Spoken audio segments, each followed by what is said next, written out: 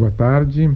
Hoje, na Conversa com o Artista, a gente recebe a Regina Silveira, que vai falar um pouco sobre a exposição Exit, que ela realizou no MUB em 2018, e falar um pouco sobre o trabalho que ela doou, fez especialmente para o museu, chamado Sumidouro. Então, a Regina está se conectando. Oi, Regina. Diz um pouco para a gente como é que você está enfrentando esse isolamento, essa pandemia. Você está conseguindo não trabalhar nesse momento de isolamento? Sim, que eu posso entender que eu estou numa posição boa para superar tudo isso, né? Eu entendo que tudo vai se adiar, me dá muita aflição. Eu acho que eu tenho uma idade que eu quero usar cada minuto, cada dia. Então, de repente, esse buracão assim no meio, tudo vai ser adiado para frente, né? Tinha planos até 2023, então agora que vai ser 2024, eu não sei mesmo. De toda maneira, também tenho inquietações sobre como nós vamos produzir arte, como nós vamos ensinar arte, como vai ser a perda dessas dimensões, como vai ser viver sempre intermediado por um screen, assim, como vai ser a perda da escala, a percepção do espaço, do tempo.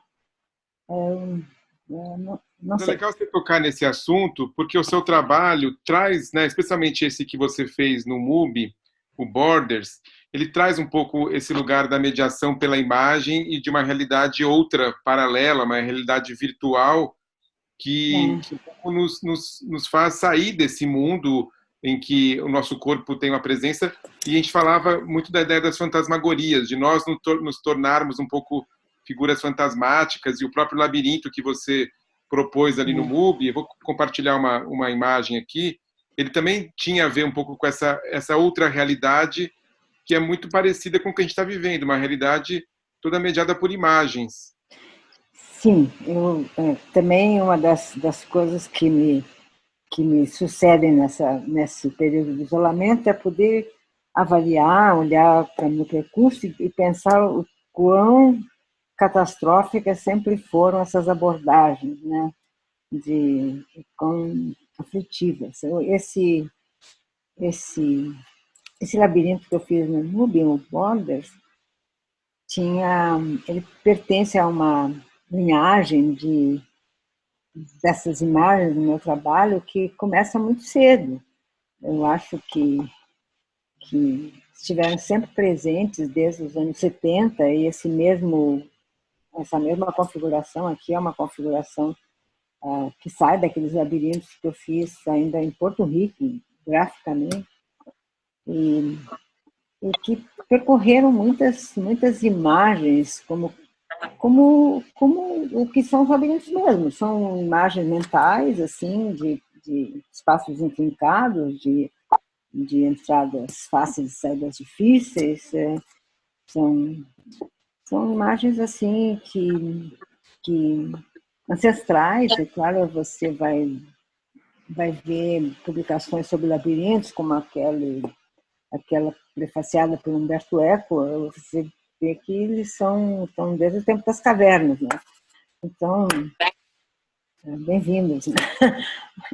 Aí eles fazem parte de uma linhagem imediatamente anterior em que eu já estou explorando essas virtualidades, que, aliás, se inscrevem bem na minha exploração poética de uma cadeia de ilusionismo visitada às avessas, né?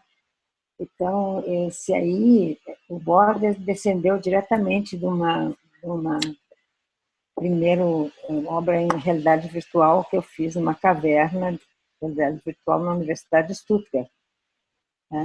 O trabalho está lá, o trabalho é exibido como obra da coleção desse centro de computação avançada, mas ele é difícil de visitar.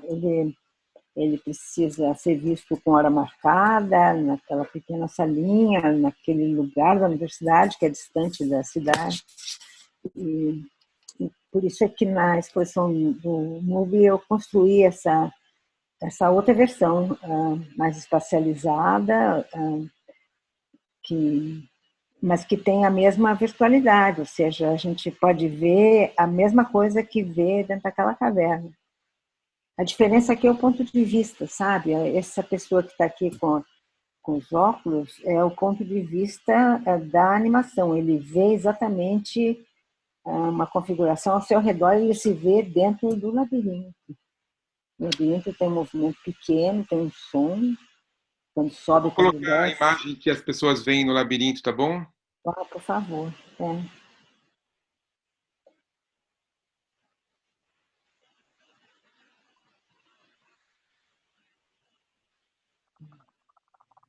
Então ele sobe e fica um tempo assim, depois desce, depois ele aparece outra configuração. Esse aí são os primeiros ensaios de labirinto que eu estava fazendo com o Rodrigão. Estou vendo o Rodrigão aqui presente. Então, esses primeiros ensaios foram feitos anteriormente e e utilizados naquele labirinto de Stuttgart. A pessoa que veste os óculos naquela caverna se vê dentro do labirinto. Os muros estão atrás dela também, né? Então, o que sempre me aflige muito nessas interações assim é o caráter de divertimento. O labirinto não é nada divertido. Ele é aflitivo, assim, de propósito. Eu queria que ele fosse uma percepção existencial, assim. Tem uma ideia de, embora a exposição chamava Saída, o labirinto ele é infinito, então, portanto, a gente nunca consegue encontrar uma saída. E mais do que isso, é um labirinto que é mutante, ele vai se transformando. Então, você está andando um percurso, de repente ele abaixa e sobe um outro labirinto. Então, tem uma impossibilidade de saída mesmo, né? E ao mesmo tempo é fácil de sair, né? Porque ele é um desenho de luzes que se apagam e acendem no chão, né? É só dar 2 passos que a gente sai do labirinto. Aí os A gente muros são atravessa todos as de paredes um mentira. pouco, não tem um limite entre, né, uma separação do nosso corpo em relação a ele.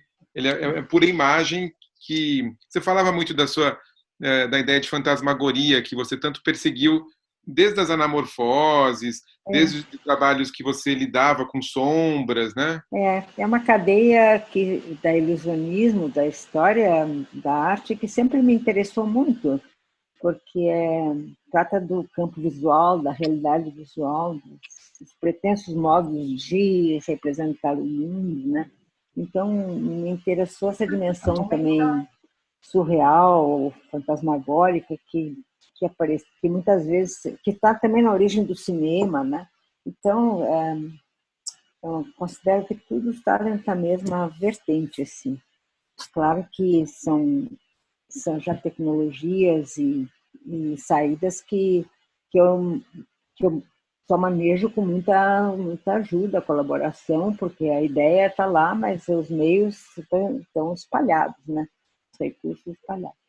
Agora, aqui no Borders, a pessoa fica presa nesse pódio, porque o computador está embaixo e tem pequeno fio, né, que marca o limite do percurso da pessoa, mas também não precisa pensar muito, porque os muros ao redor fazem o movimento. Né? Agora é que eu estou explorando, nesse trabalho novo, a possibilidade de me livrar desse pódio e de ter a possibilidade de caminhar dentro do labirinto e poder visualizar os muros, que agora estão pensando como transparentes, né? Todo mundo preso.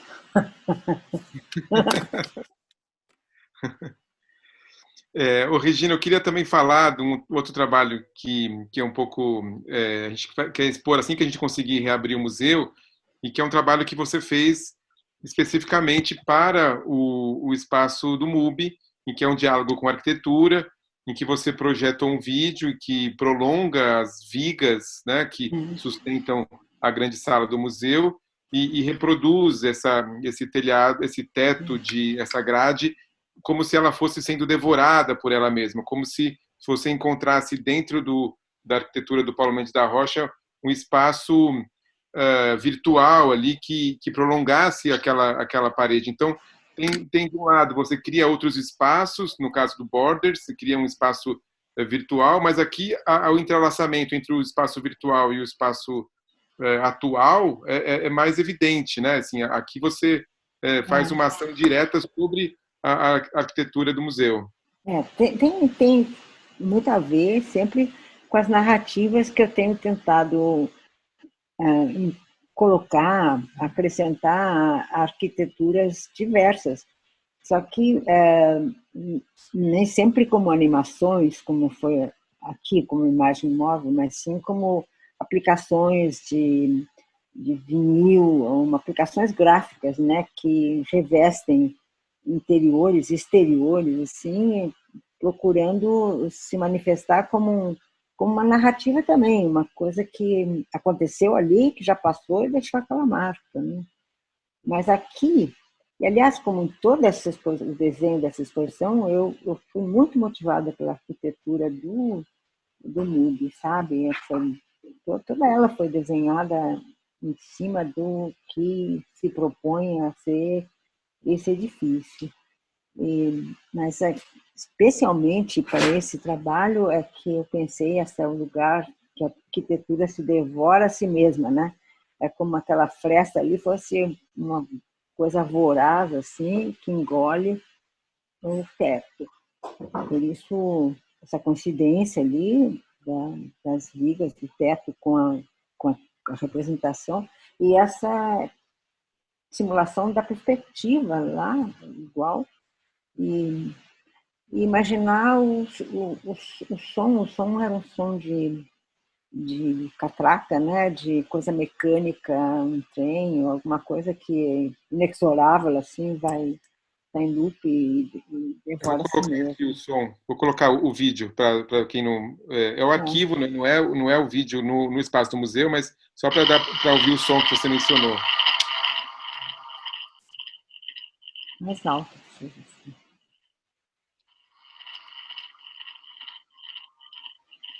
É, Acho que deu, né? é.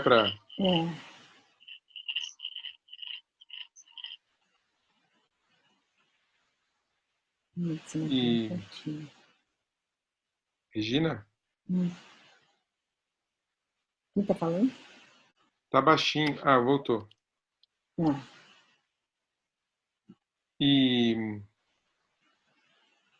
você mencionava agora há pouco antes de falar desses daqui, um pouco a exposição trazia os trabalhos dos anos 70, de 1971, se não me engano, É. que você havia realizado ainda em Porto Rico. Talvez você pudesse falar um pouquinho desse período em Porto Rico, um pouco do ambiente que você viveu e que, na verdade, Borders deriva um pouco dessas experiências, né, de propor labirintos que não são exatamente labirintos, porque eles são facilmente, como você disse, né, a gente pode entrar e sair facilmente deles, mas eles traz um pouco essa ideia de se perder um pouco nessa construção. E de encaixotamento também. Tem a outra que está exposta na parede, outra série, Middle Class Company, que mostra completamente como eu usei esses labirintos depois como compartimentações de figuras. Na verdade, todos esses trabalhos que estão passando aqui foram feitos nos primeiros anos da minha vida em Porto Rico, quando o meu trabalho tomou direções que são aquelas que hoje formam um conjunto compreensível da minha obra aqui nacional. Eu estou sempre pensando como é difícil juntar isso com o meu trabalho anterior, dos anos 60, né? Antes de eu sair do país, para a Europa, e antes e mesmo com Porto Rico. Né? Então, aquele período anterior como pintora, aquela minha formação toda, precisa costurar ainda com isso. Mas isso aqui já é o começo de uma atitude que explica por que que eu tenho essa curiosidade sempre pelos meios de produção da imagem, né? Aqui ainda são feitos em serigrafia, mas esse trabalho aqui, especificamente, é a primeira vez que eu uso imagens apropriadas, né? É a mesma imagem que, que, que com diferentes compartimentações assume diferentes significados. Então, essa recorrência dessa imagem assim compartimentada, em cada aparece desde os anos 70. Né? E depois eu explorei também em outros labirintos, como aquele que vocês deu uma escapada aqui dos pássaros, né, dos abutres, na verdade. São abutres encaixotados aqui no céu, e aqui ao lado num percurso difícil. Eu fiz diversos labirintos por abutres, mas usando os esquemas muito científicos de como o abutre se movimenta nas correntes de ar, né? Mas nos tipos de configuração espacial que eu creio, eles sempre vão se dar mal, né? Esses abutres vão se perder, ou vão se chocar, ou vão morrer. Então, não é um passeio feliz do abutre. Então, tenho diversas obras que os labirintos também serviram para criar espécies de malhas catastróficas em cidades. Eu acho que aparece logo nessa exposição também. E marcaram diversos percursos de um imaginário que eu estava sempre explorando nesses anos. Né? Alguns trabalhos que vieram depois desse momento dos primeiros labirintos, dos anos 70, que desembocaram um pouco nessa série de estrutura, né? Paralelamente, eu fazia os cartões postais, aquele da série Brasil Today. Veja, nesse período, esses artistas como eu se inscreviam numa classificação chamada multimídia. Multimídia era essa atitude de privilegiar a ideia e lançar mão de meios que fossem aqueles à disposição na gráfica artística ou na gráfica, que era muito mais tradicional, ou nos procedimentos novos da gráfica industrial. Né? Então, com isso, a gente também punha o pé no vídeo e investigava muitas outras modos de produção da imagem, que não era exatamente os do campo tradicional da arte. Né? Então, a exposição do MUBI eu tentei que fosse um panorama desse passeio assim, mental pelos labirintos e os seus significados, né? Porque ele é exatamente isso. Aquelas duas obras grandes ali de alumínio os labirintos são formados pela própria registro dos pneumáticos das pequenas motos, né? Aí já tem uma relação com essa outra série das derrapagens, né? Que, claro, elas É, também são labirintos, mas elas se cruzam com um pouco com essa ideia do índice, de um vestígio, né? Que seja uma pegada, seja o pneu, né? Uma derrapagem, como você chama, né? Eu sempre costumo dizer que um artista fica tirando elementos do mesmo poço, sabe? Acho que a poética é como um poço. A gente começa a puxar de dentro, sempre do mesmo, depois vai entrelaçando as coisas, e sempre aparece de outro jeito, né? Então, os motivos do meu trabalho gráfico são sempre recorrentes, né? E podem reaparecer de outro jeito. Eu nunca acho que está pronto, né? Sempre tem outra possibilidade. É como o vocabulário, né? Tá, e esse aqui tem bastante a ver com aquele que a gente passou meio rápido, que é o das serpentes, né? Que Ah, também serpente, né? que é um pouco anterior, né, É, de 2001, mas que claramente essas formas, elas parece que elas são recorrentes, né? Elas aparecem nos anos 70, reaparecem nos é. anos início dos anos 2000 e elas voltaram em 2018, quando foi a exposição no MUBI, que aquele trabalho foi um trabalho também feito para a exposição, né? É. E, pelo visto, ainda não saíram da cabeça, porque eu estou fazendo um outro labirinto, né? Então, realmente... essa é uma... engraçado, eu tenho que pensar nisso. Esse é um conjunto de obras que tem a ver com uma espacialidade difícil, mas eu também abordei de um modo mais alegórico, assim, figurativo, as pragas, né? As pragas bíblicas e a sua incidência na contemporaneidade, de que modo que agora nós estamos vivendo ao vivo e a cores, né? Mas há uns anos atrás eu fiz aquela exposição Mundo Admirável e Outras Pragas, que tinha a ver totalmente com imagens que remetiam às pragas que eu encontrava nos tempos atuais, da violência, da corrupção, enfim, de tantas outras, né? E, então, da deterioração do cotidiano. Então, todo aquele imaginário daquelas pragas, aquelas armas, aquilo tudo lá, de repente, parece que ganhou mais uma vez a atualidade. Me fez dizer dias atrás que eu me sentia, às vezes, como uma bruxa, né? Uma bruxa pensando só desse lado escuro aqui. Mas esses labirintos, eles continuam a nutrir a minha imaginação. Tá, eu queria abrir para que, se alguém tivesse alguma pergunta, mas acho que alguém vai ter que melhor fazer por chat, como você não está conseguindo escutar, a não ser pelo celular. Então, se alguém tiver alguma pergunta, escreva no chat que eu repasso para a Regina, né, porque ela está com um probleminha na escuta e eu estou me comunicando com ela pelo celular. Né, então, não vai dar para fazerem pergunta diretamente para a Regina, tem que passar um pouco para a minha mediação, por um problema técnico que a gente teve aqui. E eu queria também lembrar que esse PDF que está aqui, que eu estou compartilhando, ele é o catálogo da exposição Exit da Regina Silveira, feita no MUBI em 2018, ele está disponível gratuitamente no site do museu, mesmo museu fechado, ele tá ali. Então, quem quiser pode baixar, mas eu também posso postar aqui no próprio bate-papo eu posso postar aqui um, o arquivo, né?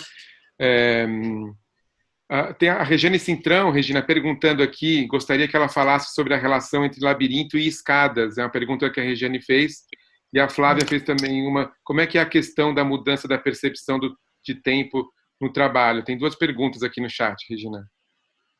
Tá bom, então, primeiro da Regiane, a escada é um outro elemento importante do meu vocabulário.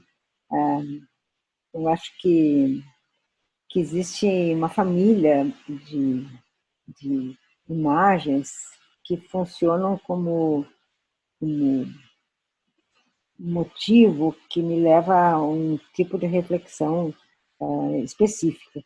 As escadas, que também é outra linguagem de trabalho, me servem para pensar no tempo,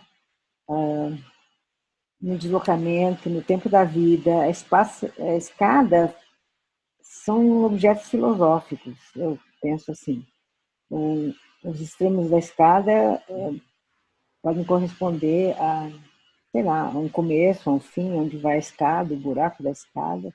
E eu muitas vezes utilizei a escada em diferentes formatos, inclusive em formatos animados, para realmente remeter a esse tipo de significado.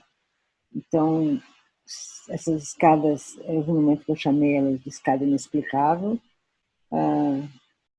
foi aquela que produziu mais versões, mas ela tinha esse significado de onde vamos, né?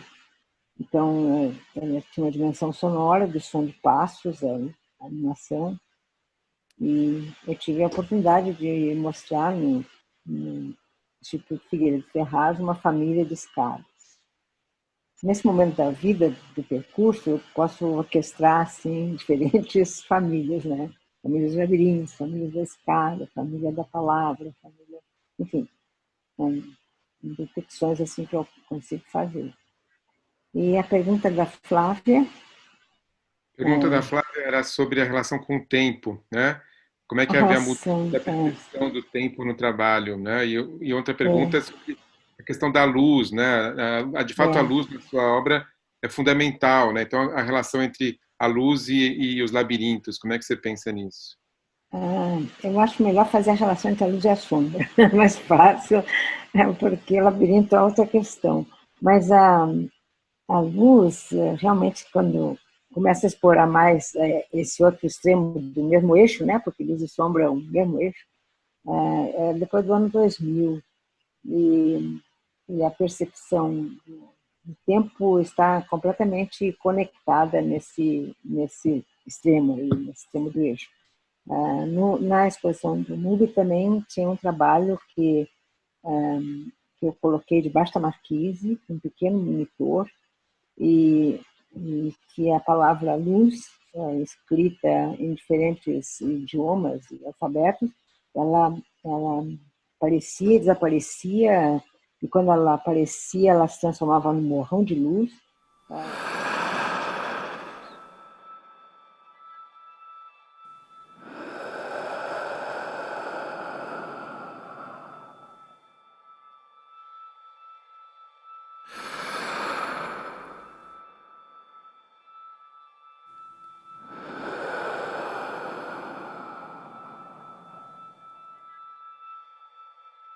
Mas era extraordinária a colocação daquela obra por causa do efeito de expansão de som que tem aquela marquise do museu. Aquela marquise ampliava de tal maneira o som daquela respiração que era incrível ver como se a marquise respirasse, né? Então, esse pequeno monitor aí, ele funcionava amplificadamente, para isso. Mas eu queria dizer que a dimensão do tempo estava muito mais clara num trabalho que eu pude fazer quando o MUBI reabriu sob uma nova direção, há poucos anos atrás, e que eu coloquei na fachada, na antena do MUBI, um vídeo em que mostrava uma sucessão de dias e noites. Esse vídeo é sobre o tempo existencial, tempo da vida, tempo, ponto. Então, ele tem uma, uma camada sonora importante que foi feita com outro colaborador consistente meu, que é o Rogério Rochlitz, que estava aqui há pouco. E ele tem uma gravação que é importante, né, de som na parte do dia, que é o vento, que é uma coisa autobiográfica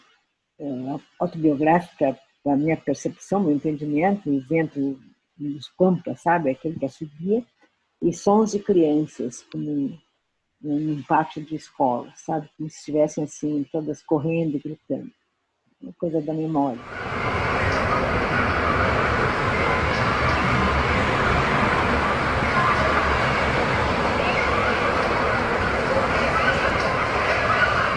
Depois à noite com seus insetos, seus ruídos. Então,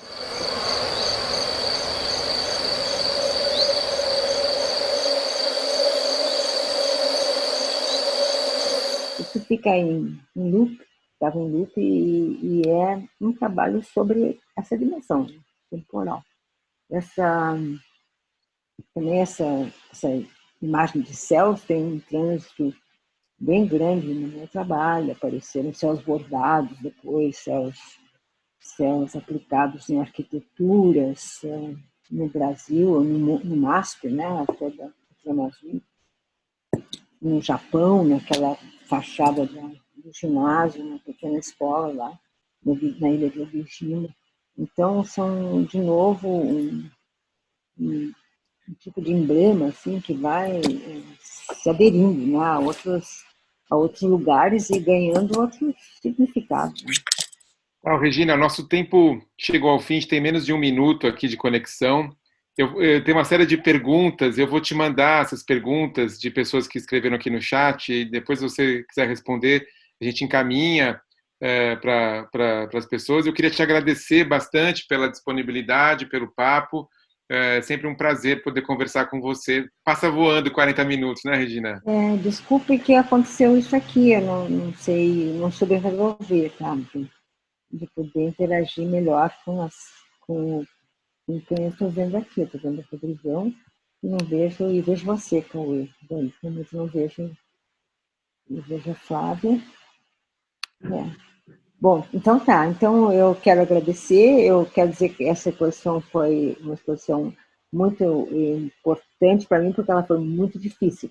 Eu só gosto quando é assim, quando é arriscado, complicado e se coloca como um problema a resolver. Oi, Regina, repasso aqui então a pergunta do Theo Saldanha, que é: existe uma relação com psicanálise quando é citado a fantasmagoria presente no seu trabalho? Theo, não há relação que eu saiba entre fantasmagoria e psicanálise, pelo menos não diretamente. Talvez as fantasmagorias históricas do tempo do maneirismo, séculos XVII, XVIII, respondam ou recriem situações que possam ser vistas com interesse pela psicanálise. Mas as fantasmagorias que me interessam, as históricas, me interessam pelos artimanhas e dispositivos óticos que acionaram para produzir aparições que, sem dúvida, estão na origem do cinema. De fato, são estudadas hoje como pré-cinema.